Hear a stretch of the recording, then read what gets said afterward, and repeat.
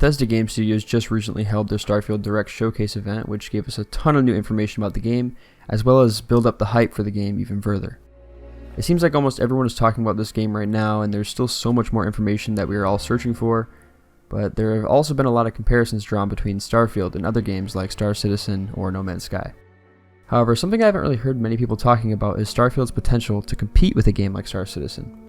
That might sound like a bit of a statement considering the fact that these two games, while they may seem similar on the surface, have two very different visions.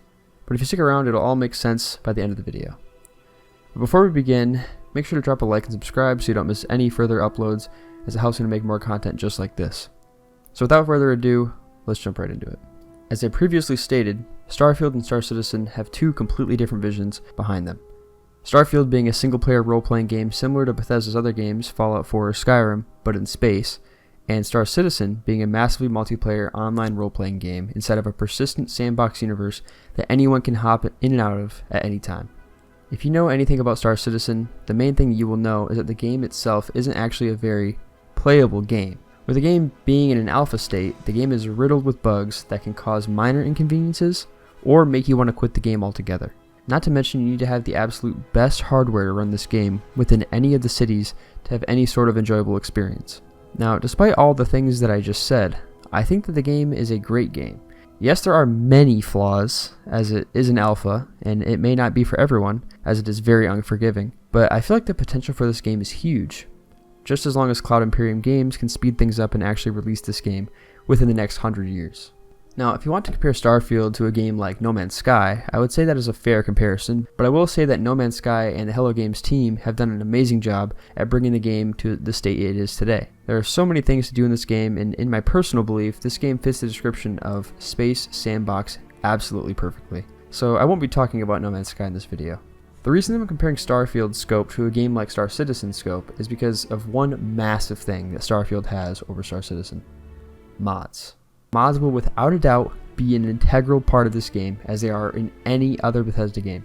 They are what make Bethesda games Bethesda games. Skyrim was a great game and all, but there wouldn't be 35 different versions of the game if mods in the mod community didn't keep it alive. And it's almost guaranteed that there will be mods for Starfield within the first week of launch. And when I heard people talking about mods for Starfield, one of the first things that came to my mind was Skyrim Together. Now, if you don't know what Skyrim Together is, it's basically as simple as the name implies. It is a mod that makes it so you and a friend can play Skyrim together. The people behind Skyrim Together, the Together team, have also made Fallout Together and Hogwarp, which allows multiplayer for Hogwarts Legacy, which they were able to do within a few months of the game being released. Now you might see where I'm going with this. It is my belief that Starfield, as long as it delivers as the game that it is marketed as, will without a doubt receive a multiplayer mod at some point. Now, of course, with it being a mod, it won't be the most stable multiplayer, but neither is Star Citizen's multiplayer, and they have almost like $600 million of funding. If someone in the modding community like the Together team can pull off a multiplayer mod, even as many as 8 people at a time, I believe that Star Citizen and CIG need to be worried. Now, of course, if you're looking for a MMORPG space sim, you're going to without a doubt choose to play Star Citizen, because there can be hundreds of people in an area at a time. But if you're like most people, and you only play games with a handful of friends, and you're looking to play a realistic space game with high fidelity graphics and hopefully a good story, an 8-player multiplayer mod for Starfield is all you really need. Or you can just play No Man's Sky. Let me know what you think in the comment section down below. As always, make sure to drop a like and subscribe, and hit the bell icon so you don't miss any future uploads, and I'll see you in the next one.